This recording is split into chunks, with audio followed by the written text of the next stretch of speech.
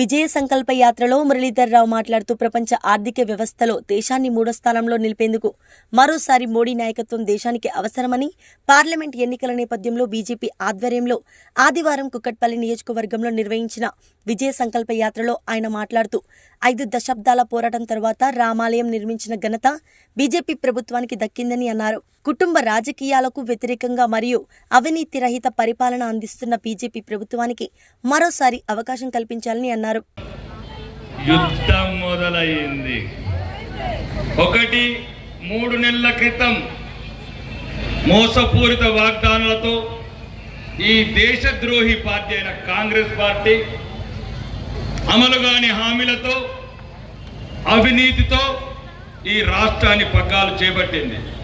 అప్పుడు మేము ఎమ్మెల్యేలా గెలిచినప్పుడు ప్రతి ఒక్కరు ఏమన్నారంటే, అన్నా మేము తప్పు చేశాం, కానీ పెద్ద ఆయనకు ఢిల్లీలో పెద్ద ఆయన అంటే తెలుసా, నరేంద్ర మోడీ గారిని మాత్రం ఎట్టి పరిస్థితుల్లో మేము వదులుకోము.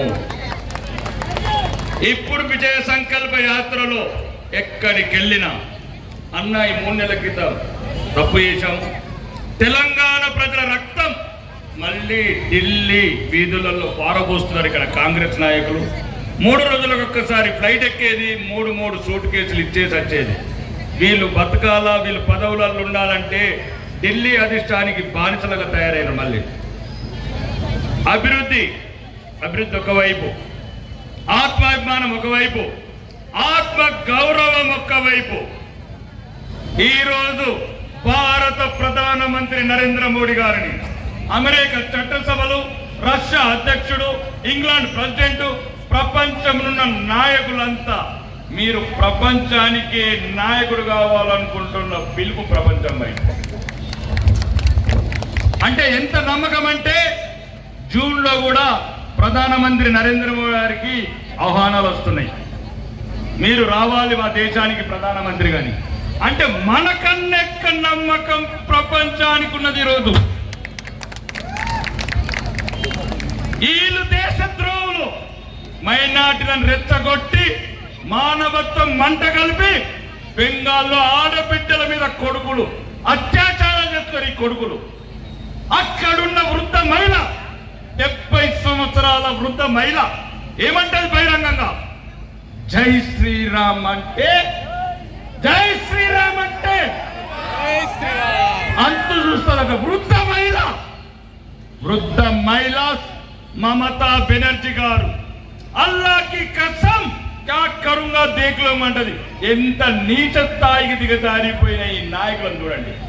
మనం బతకాలి, మన భవిష్యత్తు ఉండాలి, బతుకమ్మలాడాలి. ఈ కొడుకులు మళ్ళా బైరానుపల్లిలా ఎట్లా మనని ఆడబిడ్డలని ఎలా బతుకమ్మలాడిచ్చిండ్రో తెలుసా మీకు? మళ్ళా ఈ కొడుకులు కాంగ్రెస్ మళ్ళతే మన ఈ బిడ్డలతో బతుకమ్మలు అట్లా ఆడిస్తారు. చూడండి, మళ్ళీ వస్తుంది రాజాగారి సినిమా. ఎట్లా గొంతులు కోసిండ్రు, ఎట్లా పొట్టులు జరిపిండ్రు, ఎట్లా మంగళ సూత్రాలు తెంపిర్రు ఈ కొడుకులు. దేశాన్ని విడగొట్టిండ్రు. 1947 ఒక్కరోజు 2,50,000 మంది ఆడబిడ్డల మీద అత్యాచారాలు చేశారు. హిందువులు, ముస్లింలు అంత నిజమైన అంటే కాంగ్రెస్ మాత్రమే. దయచేసి ఒక్కసారి దేశంలో, మన దేశంలో, మన ఇంట్లో గౌరవంగా మన ఆడబిడ్డలు క్షేమంగా, ధైర్యంగా అన్ని రకాల ఉండాలా. మన పిల్లలకు ఉద్యోగాలు రావాలా. ఈ దేశం తలెత్తుకుని ప్రపంచవ్యాప్తంగా నరేంద్ర మోడీ నాయకత్వంలో నేను భారతీయులం అని గర్వంగా ప్రపంచానికి చూస్తున్నది. ఇక్కడిని కాదు,